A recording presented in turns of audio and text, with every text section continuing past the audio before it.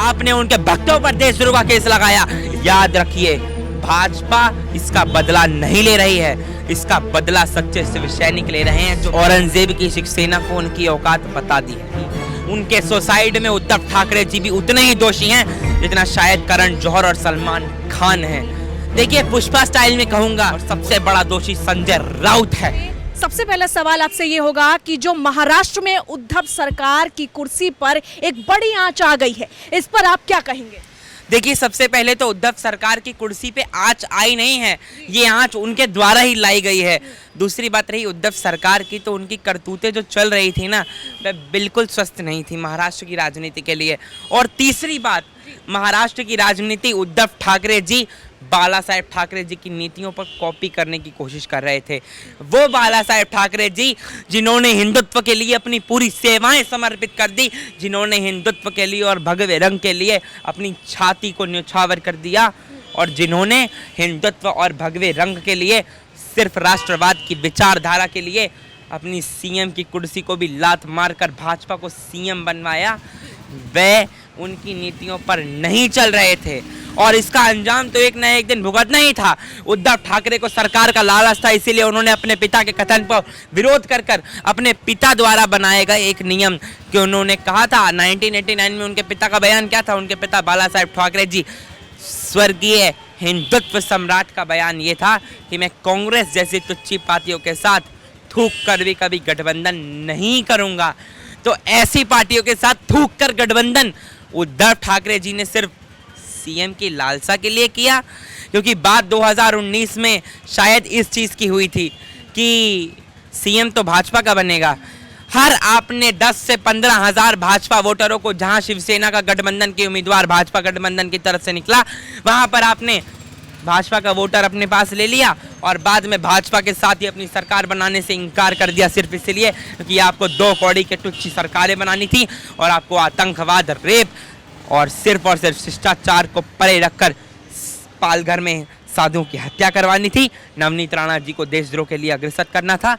और तीसरी बात, इन्होंने कंगना रनौत के घर को बुलडोजर किया है। महिलाओं का पाप ना 1-2 दिन भुगतना ही होगा।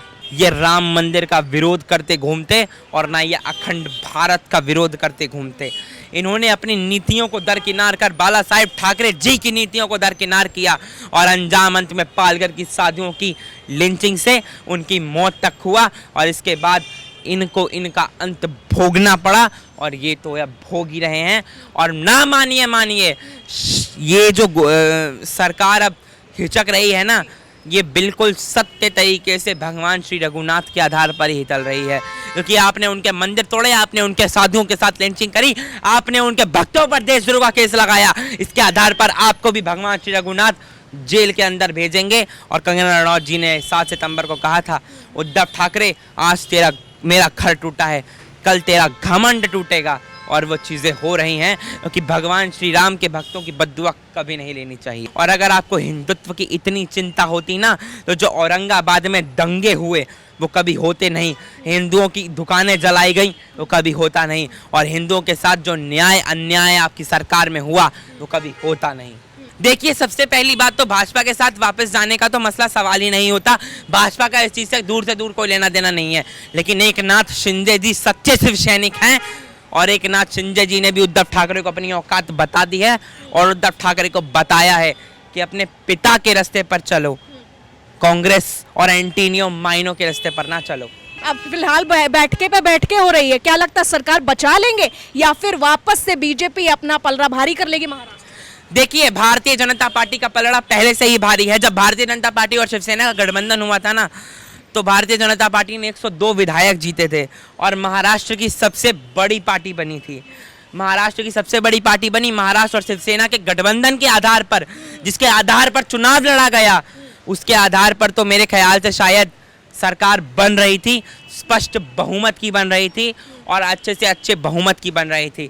लेकिन धोखा आपने किया, हिंदुत्व के नाम पर भाजपा के भाजपाइयों के वोट आपने लिए, लाखों वोटरों के साथ आपने अन्याय किया सिर्फ इसीलिए क्योंकि आपको मुख्यमंत्री बनना था। याद रखिए, भाजपा इसका बदला नहीं ले रही है, इसका बदला सच्चे शिव सैनिक ले रहे हैं, जो बाला साहेब की आखिरी श्वास वाले हिंदुत्व और भगवान श्री राम के राम मंदिर का सपना देखते हैं, वो इसका बदला ले रहे हैं। इसीलिए वो खुद जाकर 40 विधायक आज गुवाहाटी के कमरे में बंद एकनाथ शिंदे जी के नेतृत्व में हुए हैं।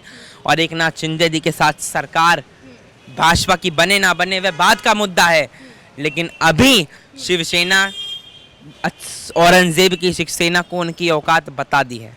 आप जिहादियों का साथ देते हैं, आप आतंकवादियों का साथ देते हैं, मुसलमानों का भी महाराष्ट्र उतना ही है जितना हिंदुत्व का है, लेकिन आप कट्टरता का साथ ना दें। अगर आपने हिंदुत्व की से किनारा किया तो माफ कीजिए उद्धव ठाकरे जी, आपको अपने घर मातोश्री से भी किनारा करना पड़ेगा। कल ही उन्होंने खाली किया, इस्तीफा देंगे क्या आज? देखिए, इस्तीफे की बात तो उद्धव ठाकरे जी ही जाने, लेकिन महाराष्ट्र की जनता उन्हें उनकी असली औकात बताएगी और महाराष्ट्र की जनता उन्हें बताएगी कि जिस तरीके से आपने हमारे साथ छल किया उसका आधार आपको भुगतना होगा और इसका बहुत गंभीर परिणाम आपको आने वाले चुनावों में, अगर चुनाव होते हैं इलेक्शन कमीशन के आधार पर, तो भुगतना होगा और आपका सुपड़ा साफ हो जाएगा। देखिए, मैं नवनीत राणा जी और कंगना रनौत जी दोनों से मिला हूं। जब मैं उनके आवास पर उनसे मिला ना, तो उन्होंने स्पष्ट तौर पर एक ही बात कही थी कि हमें रुलाने वाली सरकार एक दिन खून के आंसू रोएगी, और वो हो रहा है। दूसरी बात रही सुशांत सिंह राजपूत जी की, तो देखिए, सुशांत सिंह राजपूत जी की बात दूर की है।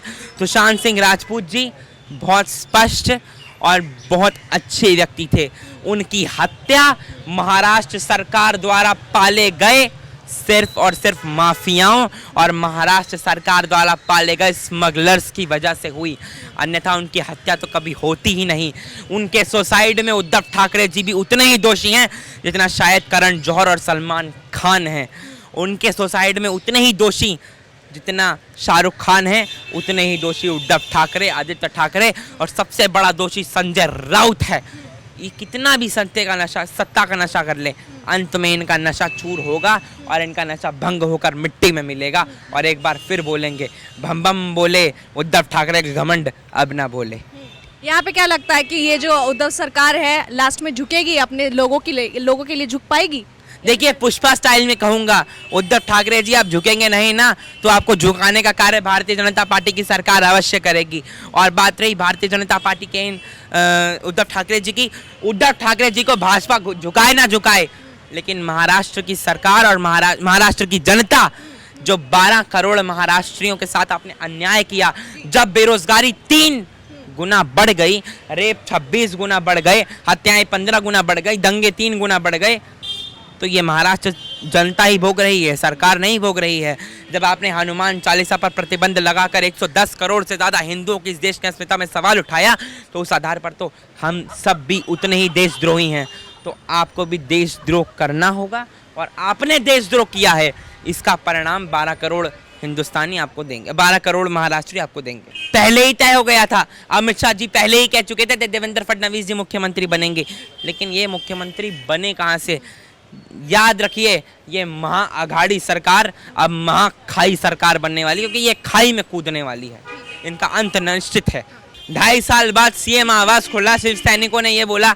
इसके आधार पे तो शिवसेना के जो उद्धव ठाकरे जी हैं वो घमंड में इतने चूर हैं कि अपने नेताओं को मिलने नहीं देते, जनता की सीवर की समस्याओं से मिलने नहीं देते, जनता में सड़कों के मुद्दे पर नहीं मिलने देते। तभी तो मुंबई का आज ये हाल है, गली गली में खड्डे घुरे हुए हैं जनता की समस्याओं से। तभी तो महाराष्ट्र में टाइड का तूफान आ जाता है, जनता की समस्याओं के लिए गेट बंद कर देते हैं, और आज जनता ने खोल कर गेटों को इनसे बाहर निकलवा दिया। और जनता ने बताया, अगर आपने जनता की सेवा नहीं करी तो हम दोबारा भारतीय जनता पार्टी को लाएंगे, जो जनता के हित में कार्य करती है और किसानों की सबसे अच्छी पार्टी। कि उद्धव ठाकरे जी के घमंड का अंतिम संस्कार जल्दी होने वाला है।